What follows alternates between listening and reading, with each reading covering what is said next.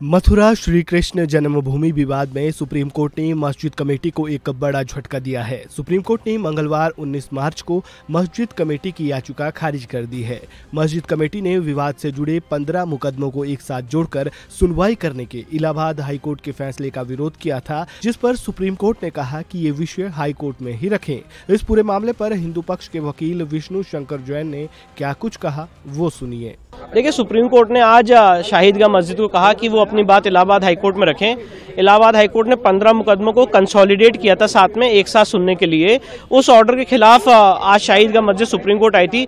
मुझे तो खुद ही नहीं समझ में आ रहा है कि इस ऑर्डर में क्या गलती है जिसके खिलाफ उन्हें सुप्रीम कोर्ट आना पड़ा। सारे मुकदमे एक ही मैटर को लेके हैं, कंसोलिडेटेड हैं, जिससे हर पार्टी को आराम रहता है कि एक दिन मुकदमे लगते हैं, एक टाइम पे लगते हैं और टाइमली डिसाइड हो जाएंगे। तो जो लोग इस मामले में डिले करना चाहते हैं और चाहते हैं कि हर मुकदमा अलग अलग दिन लगे, तो वो उस इंटेंशन से सुप्रीम कोर्ट आए थे। पर सुप्रीम कोर्ट ने कहा कि आपने अपनी इस जो ऑर्डर था इलाहाबाद हाईकोर्ट का कंसोलिडेशन का, उस ऑर्डर के खिलाफ आपने ऑलरेडी वहां पे रिकॉल एप्लीकेशन डाल रखी है, तो पहले रिकॉल एप्लीकेशन डिसाइड हो जाए फिर आप सुप्रीम कोर्ट आइए। तो अब आगे की जो कार्रवाई होगी वो किसकी तरफ की? वो इलाहाबाद हाईकोर्ट में चल रही है। कल भी इस मामले की सुनवाई लगी हुई है। मामले को समझने की कोशिश करें तो मथुरा में 13.37 एकड़ भूमि के मालिकाना हक का ये पूरा विवाद है। इसमें 10.9 एकड़ जमीन श्री कृष्ण जन्मस्थान के पास और 2.5 एकड़ जमीन शाही ईदगाह मस्जिद के पास है।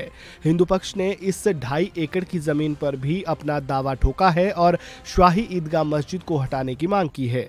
12 अक्टूबर 1968 को श्री कृष्ण जन्मस्थान सेवा संस्थान ने शाही मस्जिद ईदगाह ट्रस्ट के साथ समझौता किया था। इस समझौते में 13.7 एकड़ जमीन पर मंदिर और मस्जिद दोनों बनने की बात हुई थी।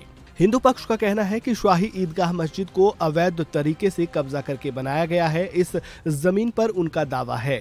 हिंदू पक्ष की ओर से शाही ईदगाह मस्जिद को हटाने और इस जमीन को भी श्री कृष्ण जन्मस्थान को देने की मांग की गई। हिंदू पक्ष की ओर से ये दावा किया गया है कि शाही ईदगाह मस्जिद का निर्माण मुगल बादशाह औरंगजेब ने भगवान कृष्ण की जमीन पर बने मंदिर को तोड़कर करवाया था।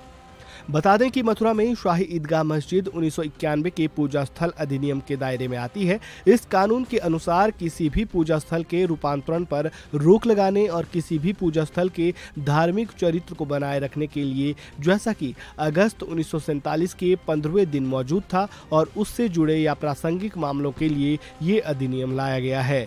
इस मामले में अब तक 13 मुकदमे अलग अलग अदालतों में दाखिल हुए थे, जिनमें 2 मुकदमे खारिज भी हो चुके हैं। इस खबर में फिलहाल इतना ही। खबरों से जुड़े ताज़ा अपडेट के लिए वन इंडिया हिंदी को सब्सक्राइब करना बिल्कुल ना भूलें।